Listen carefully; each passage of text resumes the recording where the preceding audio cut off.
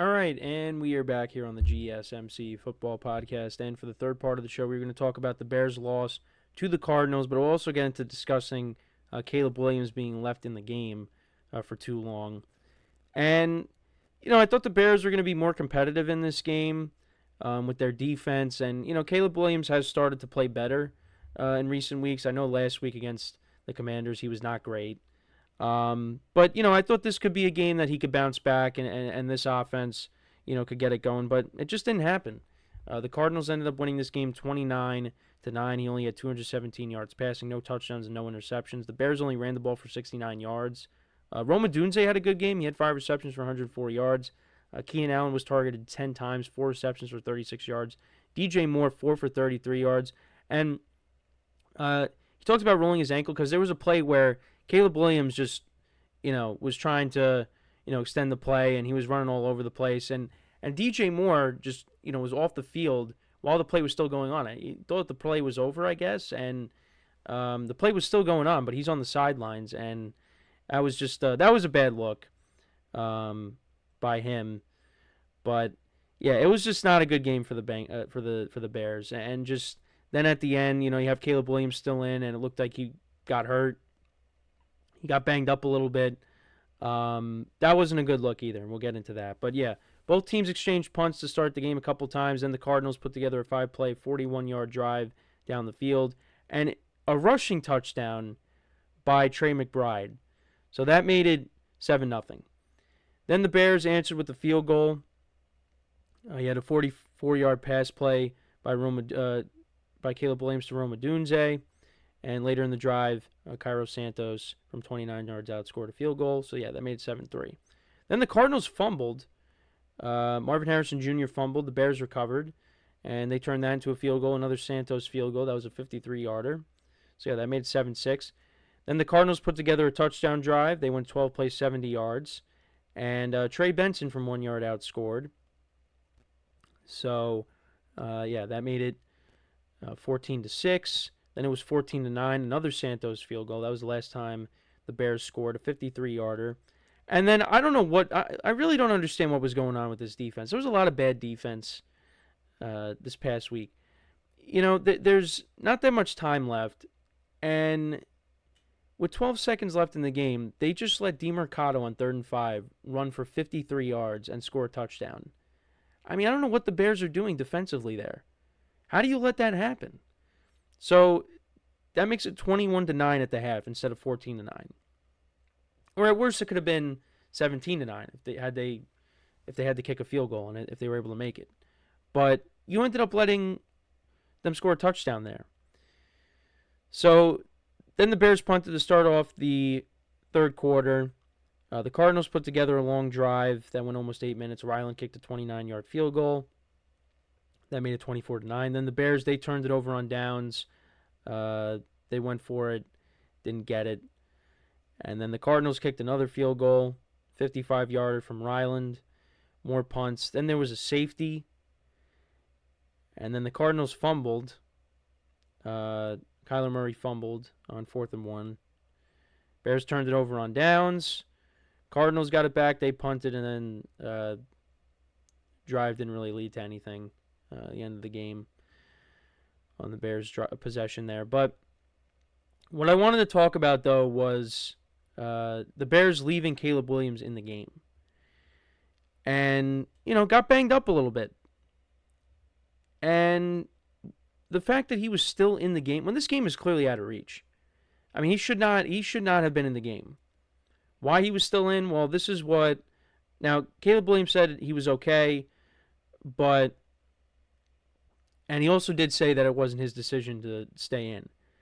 And Matt Eberflus said that he was just getting work and getting timing on the 2-minute operation. The starters are left in the game because we're going to fight to the end. See, when you go back to when Chris Godwin got hurt, that was a 10-point game with this Bucs-Ravens game. So I guess, okay. But this game, you're down by 20 points in the fourth quarter. Why is your starter still in the game? Why are your starters still in the game? It just really didn't make sense. Matt Eberflus said, like I said every week, this is a week-to-week league. It's important that we stay focused on this week and the improvements for the week and stay dialed into those improvements. Yeah, see, he was another head coach that I just was not crazy about going into the season. I know they played well towards the end of the season last year, but I don't know. I feel like the Bears, if they're going to want to take that next step, I think they need to bring in an offensive-minded head coach. Now, who's to say the Bears can't turn it around? And they're at 500 right now. Maybe they get it going, but they got tough part of their schedules coming up. They're playing against their divisional opponents. They got the 49ers in there. I know that. It's just, you finish with, 5 or 6 wins. I don't really think the head coach should come back. So, yeah, and that statement he made didn't really look good. Because Caleb Williams could have got hurt. Could have been seriously hurt. And then you have no season. But, yeah, Caleb Williams has not been great. So, he had a QBR in Week 9. It was 18.4, which was the second lowest to Joe Flacco. Yeah, they lost 2 in a row. They do have a get-right game against the Patriots. So, you win that, you're back over 500. But Caleb Williams, he has been sacked 29 times this season, which is third most in the league. He's on pace for 62 sacks, which will be tied for the 6th most in NFL history. This is courtesy of ESPN.com. The Cardinals had Williams under duress by pressuring him on 21 of his 50 dropbacks, 42%. Led to 6 sacks, including on 3 consecutive plays. That's unbelievable. And you thought they started to run the ball better, and they were becoming more of a balanced offense, but they just really could not get the ball. They couldn't really run the ball in this game.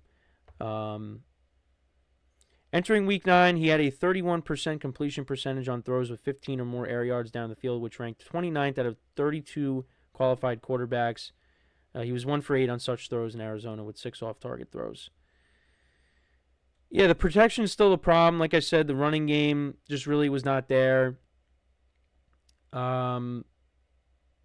totaled 241 yards, and they converted 3 of 14 attempts on third down. Yeah, just not a good performance by them. For the Cardinals, though, Kyler Murray only had 154 yards passing. He had no touchdowns, no interceptions. He only had 6 rushing yards. The Cardinals as a team, though, they ran the ball effectively against the Bears. 213 rushing yards, 3 rushing touchdowns. None of them, of course, were to James Conner. I needed that for fantasy. But he had 18 carries for 107 yards. DeMarcado had a rushing touchdown. Trey Benson had a rushing touchdown. Trey McBride had a rushing touchdown. And Trey McBride was the leading receiver. He had 3 receptions for 35 yards. Like I said, Cardinals defense, 6 sacks on the day against Caleb Williams. And the Bears, their defense, they had 3 sacks. But the Cardinals are 5-4. Right now, they are in sole possession of the NFC West, so you got to give them credit there. The Bears are 4-4. Their season is by no means over, but that tough part of your schedule is coming up. So you got to beat the Patriots and then go from there, because you got your entire division, the 49ers and the Seahawks. Those are all tough games. So, you at least get to 5-4, and you go into this tough part of your schedule. I don't expect them to lose all of these. I would be surprised if they lose every single one of these games. But I just think, every team in their division, I think, is better than them. They are. They all have the better head coaches, and I just think they all have the better teams right now. The Lions are one of the best teams in the NFL. I know the Packers lost to them, but the Packers are still good. The Vikings are still a good team.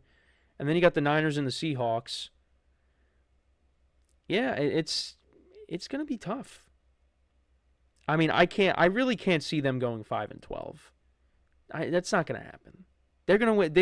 Their wins in there. They're going to surprise us somewhere. But maybe they don't. But we'll see. But yeah, I just it was an ugly game for the Bears, and just the head coach didn't do himself any favors, and just seeing DJ Moore walking off the field while the play is still going on, but he didn't realize it. He thought the play was over. Not a good look, not a good look. But they're 4-4. There are teams that are in worse positions than they are. So let's see. But we're really going to see what this team is made of when we get to this tough part of their schedule. Because, again, they play literally everybody in their division. They haven't played anyone in their division yet. So we will see what happens. But let me know what you guys think about this situation. Should Caleb Williams have been taken out of the game? I mean, I think pretty much everybody is on the same page with that. There's no reason why he should be still in the game when you're down 3 scores. He shouldn't be in the game.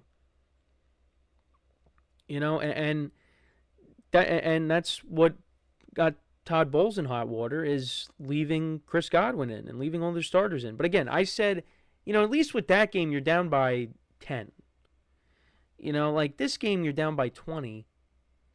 And maybe that doesn't make a big difference, but still, I mean, the Bucs really didn't have a chance to win. So yeah, they should have probably sat their starters. But I mean, this you're really out of the game, and you still got your guys in. And your quarterback is getting knocked around this entire game. Why is he still in? Get him out of there. You don't want him getting hurt. But that's not what happened. So we'll see what the Bears do when they take on the Patriots on Sunday. I do think early on here, I'll be making my picks tomorrow, but I do think that this is a get-right game for them. I do think that. So I think they'll go in to this tough part of their schedule at 5-4, and we'll see what they can do. But yeah, that's my thoughts on the Bears. Cardinals, look, they're in first place. Give them credit. They could definitely be a wild card team. This NFC West, I mean, it's a good division right now. You got the Rams that are getting hot. The Niners are getting healthy. Cardinals are in first place. Seahawks get DK Metcalf back, but they're still there. They're still hanging around. We got some good divisions. These are going to be tight races down the stretch. So we're going to take our next break, and then when we come back, we will talk about the Chargers and their win over the Browns, and talk about how dangerous they could be when we get to the playoffs, if they are a playoff team. So with that being said, stick around, and we'll be right back here on the GSMC Football Podcast.